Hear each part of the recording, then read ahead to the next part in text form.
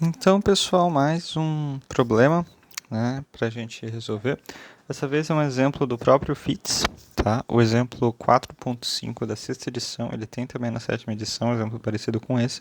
Pode ser que não seja igual, mas tem um exemplo parecido com esse também na sétima edição do FITS.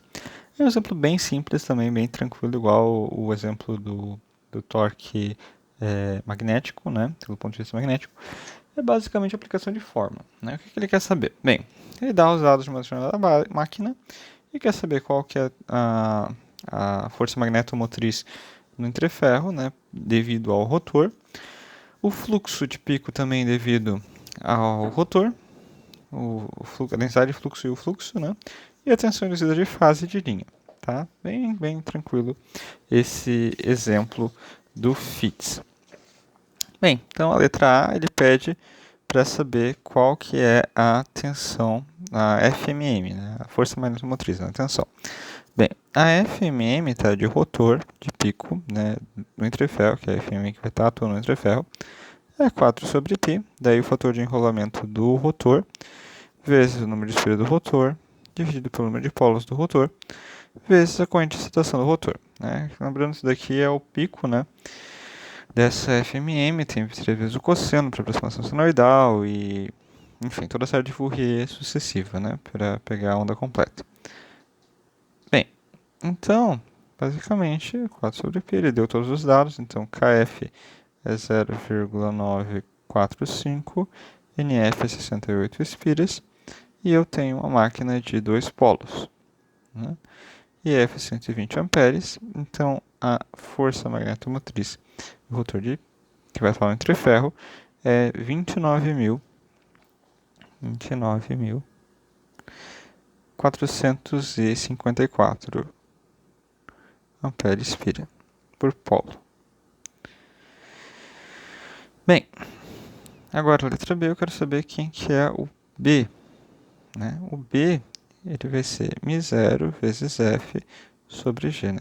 F sobre G é H e B é μ0H, então B vai ser μ0 FG sobre G. Então, μ0 é 4π vezes 10 na menos 7.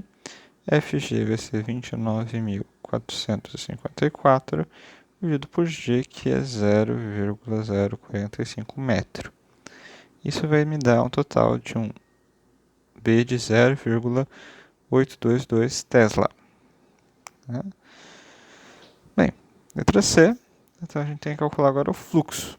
O fluxo, pessoal, ele vai ser igual à integral, né? Aquela integral de B, de pico, tudo mais, que assim, de forma bem direta, o FITS já dá a solução da integral como sendo 2 vezes BGLR, certo?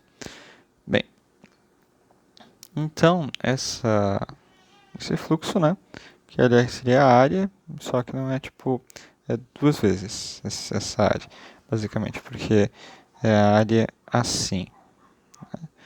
Então, por isso que esse é o fluxo. Bem, então, vai ser 2 vezes 0,822. O comprimento e o raio também é dado pelo exemplo, né? Então, 3,8 e 0,53. Vai me dar 3,3 Weber. E por último, né, a gente tem a tensão induzida, EAF, de fase, e depois a gente vai calcular de linha, que é 4,44 vezes F KE, que nesse caso vai ser KA, NA, vezes o fluxo de pico.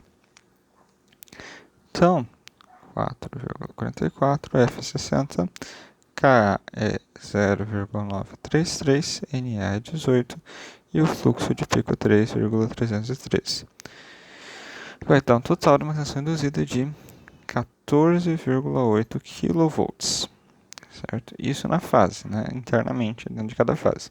Na linha, a gente tem, né, que a ligação é estrela, então EF de linha, ou seja, fase, é igual a raiz de 3 vezes EF de fase. Logo, esse F é 6 vezes 14,8 kV, então o EAF de linha vai ser igual a 25,7 kV. Certo? Bem, então um exemplo bem simples, só basicamente a aplicação das fórmulas, né?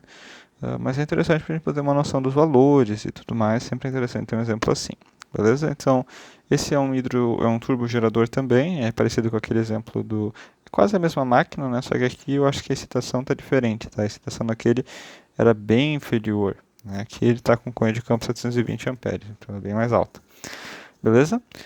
Então seria isso, espero que vocês tenham entendido. Qualquer dúvida, comentem ou mandem, né, um e-mail ou uma mensagem. E se gostaram do vídeo, deem um like, né? E compartilhem com os colegas de vocês que eventualmente tenham dúvida quanto a problemas desse tipo, tá? Na lista tem 2 problemas também nessa linha. Eles são um pouquinho mais completos, porque lá vocês têm que calcular o KF, o K, desde o princípio, né? Então esse aqui já é um pouquinho mais direto, beleza? Então, seria isso. Até.